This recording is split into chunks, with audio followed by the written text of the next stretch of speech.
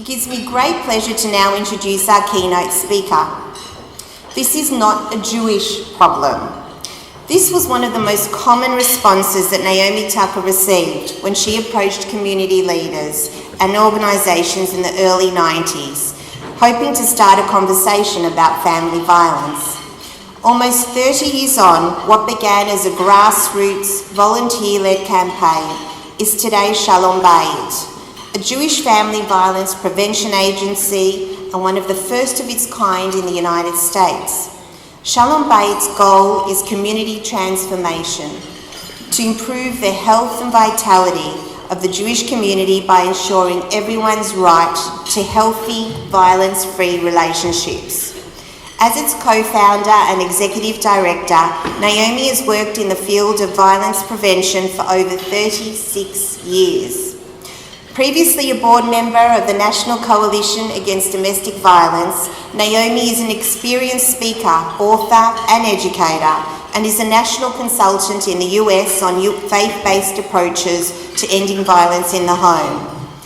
After Naomi's address, we will dedicate time for questions from the audience, followed by Marilyn Craner, the Manager of Individual and Family Services at Jewish Care, who will conclude the formalities by 9 a.m. Naomi has travelled a considerable distance to be here with us today, and it's very much a privilege to have the opportunity to learn from her. Please join me in welcoming Naomi.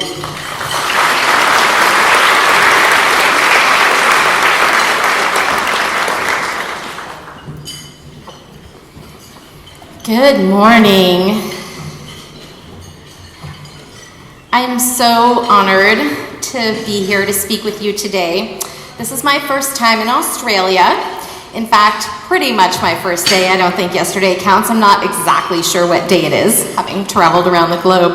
But I am absolutely thrilled to join you all today to talk about how we can prevent violence together. My journey supporting survivors of intimate partner abuse began in 1983 when I set foot in a shelter for battered women for the first time to do a brief volunteer project. Little did I know that that one moment would transform me for the rest of my life. It led me to find what would become my passion, my life's work, and my career for 36 beautiful years so far and counting. Nearly a decade later, my work took on another layer of meaning when I founded Shalom Bayit in 1992 and began to do this powerful work in my own Jewish community. It was an incredible coming home that has actually shaped my Jewish identity and spiritual path. So for the past 27 years, I've been working within the Jewish community to address what was, when I started, a completely hidden, unaddressed, silenced problem in our community. Jewish reluctance to address family violence comes directly from our own historical response to oppression. A history of wandering taught the Jewish people that if the outside world was hostile, the one place we could count on for safe haven was our home, wherever we made that. So that's where the term Shalom Bayit comes from, peace in the home. The beautiful idea that where we create home should be a safety zone, a sanctuary, a place of protection and peace. But over time, that idea warped into a mandate and then a myth that Jews don't have problems at home. As the traditional keepers of the home and repository for blame when anything goes wrong, of course, women, naturally, were expected to be responsible for that peace, or rather, the image of that peace in the home. So what if you live in fear in your own home? What if home is a place where you are harmed by the one person who promised to cherish and love you? 27 years ago, when Shalom Bayit reclaimed that phrase and started an organization to fight for everyone's right to that true meaning of Shalom Bayit, women who complained about abuse at that time were still being told to go home and make Shalom Bayit, to make peace with their husbands. Just cook him a nice supper and everything will be fine, or at best put on a good face and pretend everything is fine. Today, I am happy to say we can tell a very different story in my hometown in San Francisco. We are no longer silent. It is a story where community leaders believe that domestic violence happens and that it is unacceptable.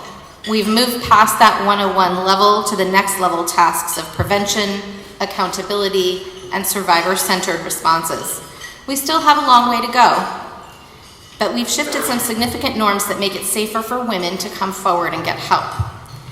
At Sholumbite, we support over 120 survivors of domestic violence every year, providing healing, guidance, free confidential counseling, support groups, safety planning, advocacy, critical emergency support, and Jewish spiritual support. And just to give some context, that's in a 9-county area in the San Francisco Bay Area with a Jewish population of about 350,000 people. In our prevention programs, we train and educate over 1,000 adults and 1,300 Jewish youth every year.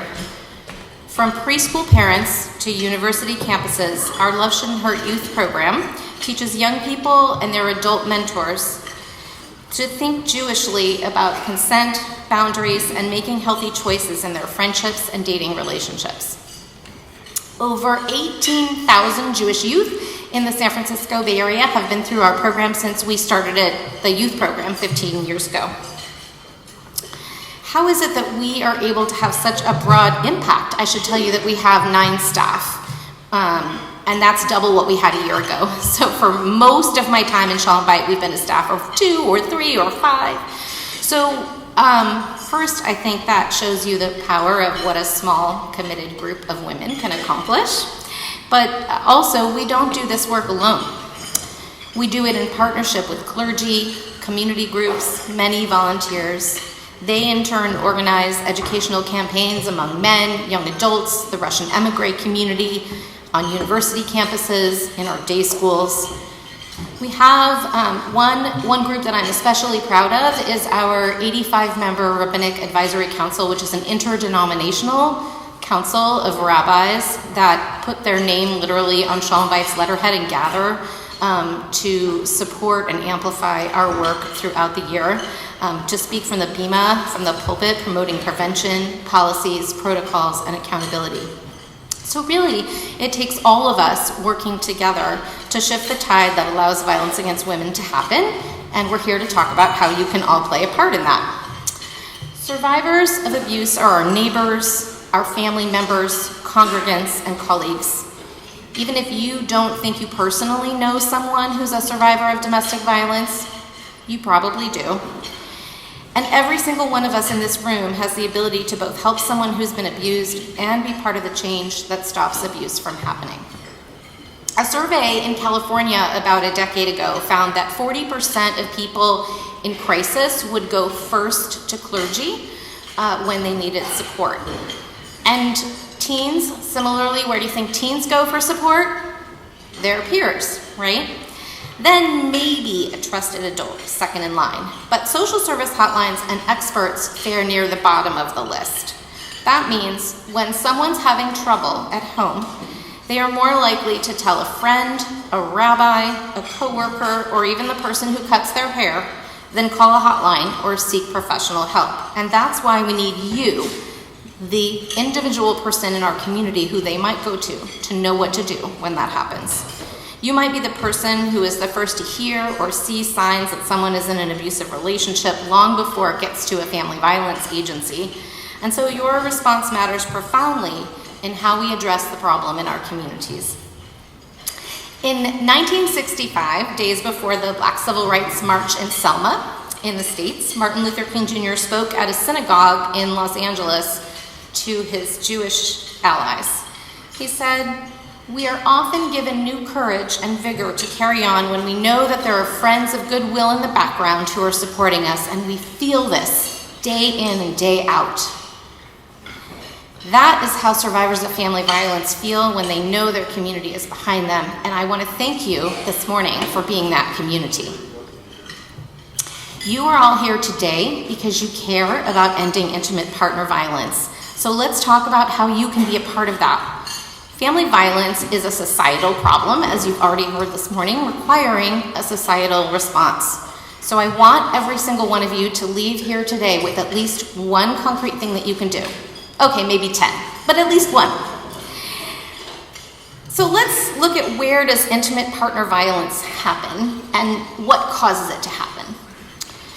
The root of the problem is power and control. That is, for one thing, unchecked, because we don't stop it. Literally, family violence happens because it can, because people get away with it and we are letting them. And two, commingling with deeply ingrained socialization around gender. In other words, our good old familiar friend, sexism. So power that is misused along gender lines and unchecked. If we want to stop family violence, therefore, we have to create a climate that won't tolerate it. And I want to talk today about 5 normative shifts that we can and must bring about in order to truly turn that tide. So first of all, power. We'll talk more about that, but confronting misuses of power and transitioning from power over to power to. Gender equity. Noticing gender inequities big and small and demanding that women be treated with equality and respect. Accountability, and we're going to go into some detail on this shortly, because I think a lot of people think, oh, accountability, great idea, but what is that exactly? So we'll give you some really concrete ideas for that today. A culture of consent. This means weaving a consent mindset into all aspects of our lives, at work, at home, at play, in our Jewish communal institutions, and how we empower our kids, starting from when they're very young, to learn and practice the fundamentals of consent. And kavod. But I want to just go back to consent for a second because this is a big one and one that we are talking about more and more. I heard that when I come to Melbourne I have to go see some penguins at St. Kilda Pier, so I put some penguins in here for you. These are my consent is cool penguins. And this is my idea of a vision. We need to move towards a place where consent is cool, not an awkward thing that we have to make happen somehow but we're not really sure, but just consent being something that becomes an everyday experience. So in the Jewish community, we do a lot of like holding hands and touching each other and rituals and Jewish practice, and that's a beautiful thing and we don't want to change that. But as my cantor likes to say, every time we are going to reach hands together for motzi, for example, check with your neighbor first, consent is cool. And the fact that she says that over and over again every time starts to make it habit for people to learn that it's good to check with your neighbor and ask before touching.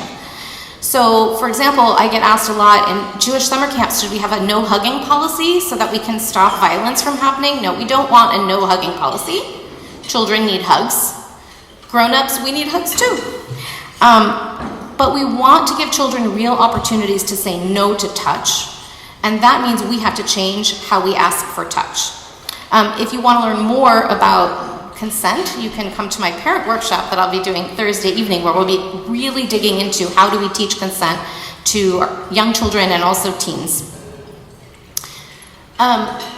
So let's come back to this last one, kavod. Kavod means dignity, respect, and how can we commit to a culture of dignity and respect? So we need to infuse kindness and kavod into all that we do. We can all commit to making our homes, our families, our friendships, our shuls, our workplaces, a place where respect is the norm, where kindness is the rule, and where Rabbi Hillel's teaching of what is hateful to you, do not do to your fellow, is our guiding principle. Where our decisions and our human interactions are guided by the Jewish value of kavod, day in and day out, of treating each other with honor and dignity. In her popular book, Dare to Lead, author Brené Brown, whose name I can never say, try that 100 times, talks about how human productivity and creativity require a culture of respect. She says, if we want people to fully show up, to bring their whole selves, including their unarmored whole hearts, so that we can innovate, solve problems, and serve people, we have to be vigilant about creating a culture where people feel safe, seen, heard, and respected.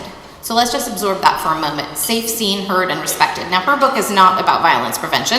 It's just about like normal human interactions. But these are very basic principles that in order to thrive and be creative and be participating members of society, we need to feel safe, seen, heard, and respected. So if we want to build a vibrant Jewish community where people can fully engage, we have to make sure they feel safe, seen, heard, and respected. But a quarter of all women worldwide, including Jewish women, do not feel safe or respected in their own homes. And 1/3 of all women are sexually assaulted in their lifetime, and nearly 90% of all women and people of marginalized genders experience sexual harassment in their lifetime. That's a majority of women. So if all of those women are walking around without those basic qualities of feeling safe, seen, heard, and respected, how can we expect fully engaged participation in Jewish life? So it's extremely important that we think about this basic principle of kavod as a guiding principle in all of our Jewish communal spaces. The future of our community literally depends on it. Our kavod course correction must also include a gender lens to address the ways that gender plays out unevenly in who receives respect or honor. If 1/4 of all Jewish women will know the pain of being unsafe at home, and even more will feel unsafe or disrespected in Jewish communal spaces, then we need to be looking at how to change that. And this brings us back to why sexism is high on my list of what needs to change. Sexism is what makes it societally acceptable to blame women for being raped because they asked for it, because they wore the wrong clothes, because they weren't powerful enough, because they were too powerful. Sexism is why a woman can walk into a courtroom to ask for an order of protection from her husband who threw her into a glass wall, but be denied because it seemed like she was exaggerating or difficult, because no one would believe a nice Jewish man like that would do something so brutal, because really, she must have done something to provoke him. I actually literally had a judge one time say to a woman in a court of law, well, your husband was Jewish. This woman herself was not Jewish. Your husband was Jewish, so clearly, ma'am, you are lying, because Jewish men do not do that. Sexism is why the through line of so many romantic comedies in film today show an independent woman saying no to a man over and over and over again, until in the end she finally says yes. And that is somehow considered the happy ending to which we all should aspire. No doesn't really mean no, just try a little harder till you convince her. When that is the message, how can we possibly understand consent? The extreme end of this is, of course, how violence against women is glorified in film and television, so commonplace that it doesn't even faze our children anymore, and this is considered entertainment. Have you ever sat in a playground and paid close attention to what happens when one little 3-year-old knocks down another's sandcastle or scrapes their knee? It is remarkable to me that even now, in 2019, girls still get a comforting hug while boys get a brush yourself off and tough it up response. And this is where it begins, just like you saw in the video. Girls are taught to be forgiving, collaborative, deeply feeling, vulnerable, self-effacing, and selfless. Boys are taught to be tough, logical, stronger than the person next to them, dominant. Girls are taught to take care of others' feelings and needs before their own. Boys are taught not to cry. It is acceptable for boys to express anger or frustration, but not loneliness, need, vulnerability, or sadness. When an adult man socialized this way feels insecure in his relationship, he's more likely to express that in blaming, controlling ways than to admit vulnerability, share feelings, or ask for support. So for you men in the room who are able to overcome that gender socialization, thank you. That takes work and courage, and we appreciate you. Sexism and misogyny are the root of family violence and dating violence. They are also the root of homophobic anti-gay violence. Why is calling someone gay a common insult to boys? Because it accuses them of being like a girl. And girl is the greatest insult one could level at boys and men. As long as girl remains an insult to boys, then violence against women and girls will be alive and well. So if we want to stop any of these forms of gender-based violence, we have to upend those deeply held convictions that give women and people of marginalized genders an inferior status. Which means we need to be working for women's equal and full participation in society and in Jewish communal life. This is an example of 2 of our college students who've been through our workshops sharing their messages of what change they think needs to happen. We need to put women's safety on our Jewish social justice agenda. We're so good at fighting for many, many causes, but often not the women in our own community. Women need to be safe to walk home at night, to be home at night, and safe to pray and participate in our Jewish communal institutions. We need to fight for equal pay, equal opportunity, and an end to objectification and commodification of women's bodies. It is all connected. We need to stop being afraid to use the word feminist, which is surprisingly unpopular in the United States right now. We're so past that. I will be delighted to be ushering in a post-feminist era just as soon as we are fully done with patriarchy and the horrendous injustices that women still face every day. Until then, I am keeping my feminist credentials intact and up to date, okay?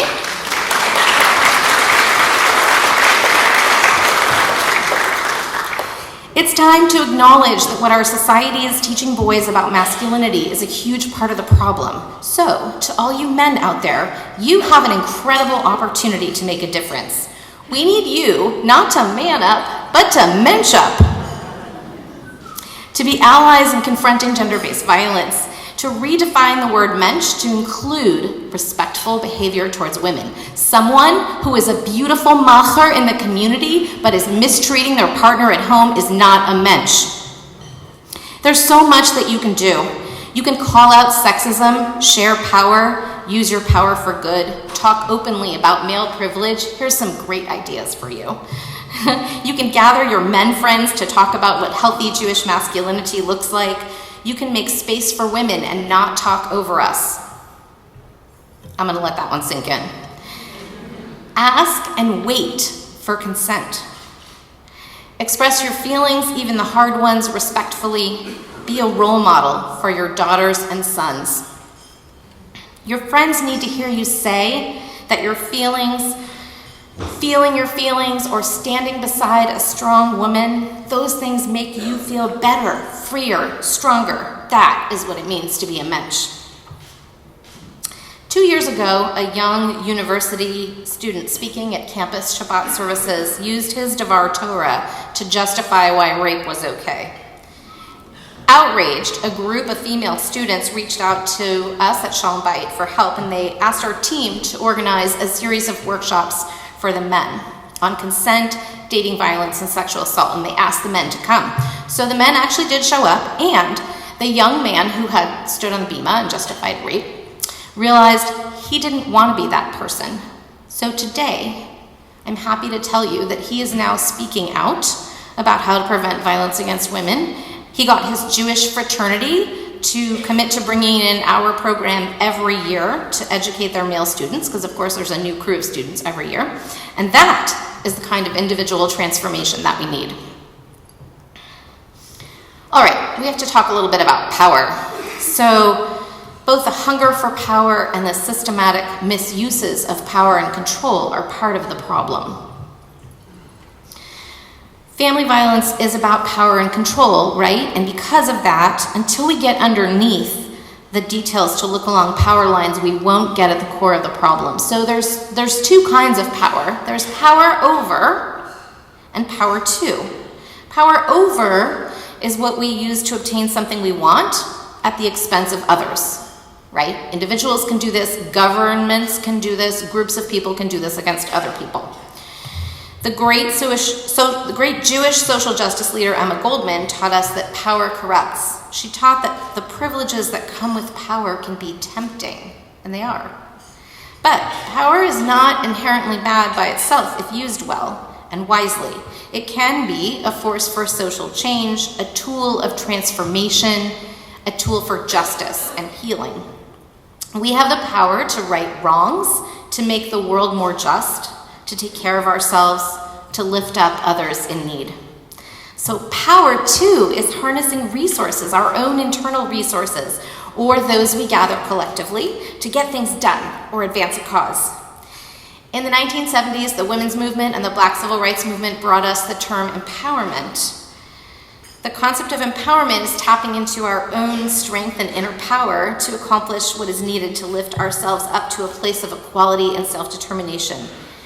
That is now the sort of modus operandi of the movement to help survivors against domestic violence, and that is harnessing power for good. We must hold ourselves, each other, and our institutions accountable for leveraging power for the common good in ways that promote equality, respect, and dignity of all people. So let's talk about accountability. One of the most challenging aspects of our work at Shalom Bayit is when a woman comes to us whose abuser is prominent or actively involved in the Jewish community. Perhaps they're in a powerful role like synagogue president, head of the social action committee, respected community leader. When that happens, what will we do to hold those public leaders accountable for their behavior? Earlier, I said that family violence happens because it can, because there's no massive societal outpouring or insistence on stopping it, and generally little to no accountability for individual perpetrators when they harm their partners.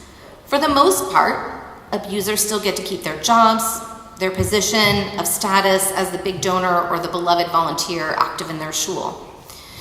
The Me Too movement has begun to change that because of the public outing of high-profile people. So one thing that's different now is that we are actually seeing some significant social consequences for abusive behavior. The firing of Harvey Weinstein in Hollywood, of course, a prominent Jew and powerful Jewish man, was a pivotal moment. The strong actions taken against abusers, losing their jobs, status, reputation, began to happen after that and sent an important message to survivors that if they speak their truth about what happened to them, maybe there is actually a chance at justice. So what you do in private does matter in public. After years of suppression and many women's failed attempts to confront Harvey Weinstein, because of course he had been doing this for a very long time, with some very prominent Hollywood actresses, reporters Jodi Kantor and Megan Twohey were finally able to break the story successfully in the New York Times. Why? Both because of a trail of women's stories, because speaking up does matter, so I really want to honor those courageous women who came forward despite a lot of pressure and non-disclosure agreements to remain silent, but also because they went after the system. They figured out that there was massive systemic cover-up going on, and that part of the problem was not just the perpetrators themselves, because I will say plural because it wasn't just Harvey Weinstein, but a whole system of cover-up. And that meant that everyone else's silence and collusion was part of the problem, not just the abusers themselves. So the result of uncovering those systemic collusions was that major public figures all over the United States began to fall. And not only were they outed and fired, but those who had had a part in protecting the abuses going on were also fired. So this happened at, for example, some major TV networks, and one of them, there was someone actually fired not because of his own perpetrating of abuse, but a Fox News, the head of Fox News was fired because he had systematically failed to intervene in other sexual harassment cases that were brought to him. So that shifted the tide because it started to show that someone who knows it's going on and doesn't do anything is also responsible. And that really fits with our Jewish value of we are all one community and we are all responsible for one another. So, thinking about how we apply this to the Jewish community, 6 months into the Me Too momentum, in March 2018, a woman in my local San Francisco community was encouraged by her friends to write an op-ed sharing her story of sexual harassment that had happened 30 years prior. And she kind of said, like, what? Why should I do that? It happened 30 years ago, it's behind me, I don't want to name anybody. And her friend said, just write about it will help other women. So she did. She did not name the perpetrator, but she wanted the Jewish community to know that we are not immune. Immediately, she was flooded, and this is without naming the perpetrator, remember? She was flooded with calls and emails from all over the United States from women who believed they knew the man who had harassed her because they were his victims too. So her story unleashed a chain of Jewish Me Too stories that led to the resignation of Len Robinson, who was the head of the largest Jewish camping organization in the United States. So he had worked for 30 years in a career in summer camps with Jewish youth, and he had sexually harassed and assaulted adults and youth his whole way through. His 30-year career of rampant sexual abuse was finally put to a halt, and this is the power of using our voice. Because of the power of public opinion, for the first time in history, violence against women is becoming socially unacceptable. And each of you can keep moving that trend in the right direction by sharing your own stories, by speaking out when you see coercive, aggressive, or abusive behavior, and by insisting on consequences and accountability. So let's now talk about what meaningful accountability looks like with regards to family violence. And I think it has sort of 6 major important parts. The first ingredient in accountability is putting safety first. Protecting the abused must take precedence over protecting the reputation of the accused. Second, accountability means being survivor-centered. So we are guided by what survivors say they need in order to feel safe in their shul or their social network. A true accountability process centers the survivor's voice and choice. There is not equality between what the survivor needs and what the abuser needs. And this is very difficult, particularly if you are clergy and your role is to sort of minister to both people who are your congregants. But it is actually not the response of justice or the response that is going to move us anywhere to treat those people equally. We have to put safety first. Thirdly, individual responsibility. So what I mean by this is accountability literally means responsibility. A person who is abused has to take personal responsibility for their behavior without blame or minimizing, and has to demonstrate motivation to change their behavior. Only the abuser is responsible for their own behavior. No more victim blaming or excuses, period. In Judaism, we have a process for this, for taking responsibility for harm, called teshuvah. Teshuvah is much more than the apology we give on Yom Kippur to those we've harmed. It's a profound process, actually, of working on oneself and demonstrating change through action. The great sage Maimonides taught that a teshuvah process must include the key steps of admitting wrongdoing, taking full responsibility for one's behavior, restoring the wronged person's dignity through financial compensation and truth-telling. Get the truth-telling part in there too, right? That's what Maimonides actually said. I'm not making this up. And most importantly, demonstrating the behavior change necessary to not repeat the harm. So our Jewish process actually says it is not enough to just say, I'm sorry, which of course survivors of family violence hear over and over again. You have to actually not repeat the harm. And only then are you doing teshuvah. I would love to see this used widely as a Jewish accountability process for perpetrators of abuse.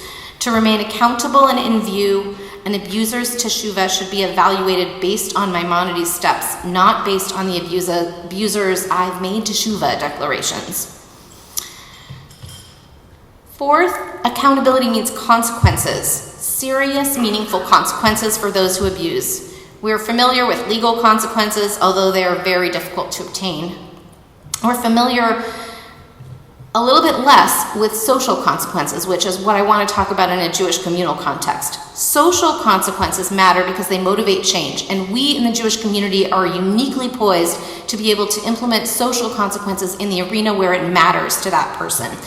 Without social consequences, for an example, if an abuser is allowed to serve in their honored leadership role, we send a message that it's okay to behave that way and women don't matter.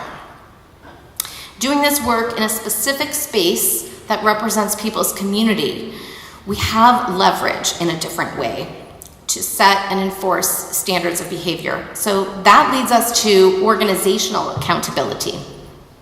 Jewish communal institutions must ask, what will we do when a member of our community, even if it's a respected community leader, is accused of abuse, and what systems are in place to ensure survivor complaints are taken seriously?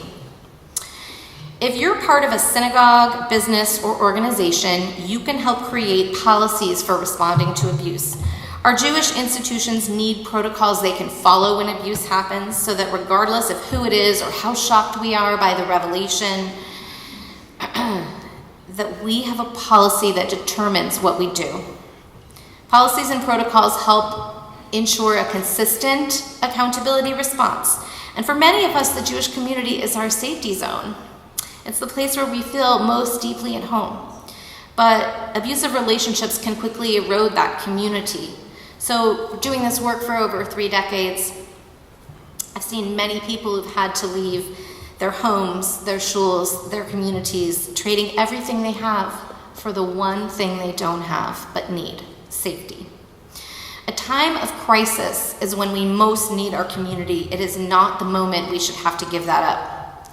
Recently, a synagogue board chair called me for guidance on whether to allow a person back into the congregation after committing abuse. He wanted to do the right thing. He trusted us to help him. That is a great example of community accountability. Community accountability is demonstrated by the rabbis who helped two of our clients recently obtain a get or religious divorce, skillfully working with abusive husbands previously unwilling to grant them. It's the day school navigating a divisive sexual harassment situation among students, insisting on consequences. I'm especially moved by a family who contacted us to support their teen daughter. She's 15, and she was in an abusive dating relationship. And as part of their intervention, they met with the family of the abusive boyfriend. The boyfriend's parents believed her, and they confronted their own 15-year-old son with honesty, love, insistence on right behavior, and an opportunity to choose a different path forward. That is accountability, and that is hope for the future. We all want to be effective allies in prevention. We want to be parents who raise our children to be loving friends and partners. We want to be Jewish community leaders who make a difference. So when you leave here this morning, think about how you can spread kindness and make our community a place where everyone is treated with kavod, with dignity. Think about how you can use power wisely and insist on others using it for good and interrupting it when it's not used for good. Think about how you can interrupt sexism and fight for gender equity. On an institutional level, think about how you can put policies in place to ensure accountability. On an individual level, you can be an upstander instead of a bystander. Don't stand idly by if you see or know something that isn't okay. Let's hold everyone accountable to the highest standards of treating others with respect. Let's believe women and support survivors. We can do this. And let's make consent a foundation of how we interact with each other and our children. And if you're not sure, just remember the penguins. Consent is cool. I truly believe that together we can create a new normal. We can make our Jewish community a place where abuse is not tolerated, where women's bodies are not objectified, where consent is the norm, power is shared respectfully, women's leadership is shared in Jewish communal life, and where women no longer have to be afraid at school, at work, in public, or especially at home. It's up to all of us to set that standard of acceptable behavior, to create a cultural shift where women being treated with dignity becomes our moral standard.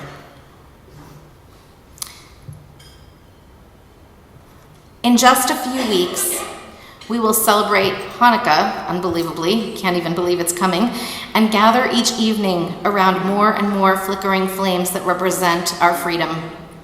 In his book, Toward a Meaningful Life, Rabbi Simon Jacobson writes that, quote, global transformation can come about only through a grassroots effort and internal transformation. Global transformation requires internal transformation. He goes on to say, each of us is a flame, and like a flame, we have the power and the responsibility to light another flame, and then another, and another, forever and ever, with the knowledge that we acquire. That is how we will prevent violence together. It is incumbent upon us not only to act in a manner that uplifts the dignity of others, but to spark others to do the same. So when you all leave here, you can get others thinking about these issues too. And when we do that, we honor the equality statement from Breshit, from Genesis, of B'Tselem Elohim, the notion that humans of all genders are created equally in the divine image. When we all truly see that divine spark in each other, in our loved ones, and even in the ones we don't love so much, because that's the teaching, then we will make this world a place where everyone is treated with dignity and respect. So go out and spark some action, be the flame that lights others. Thank you.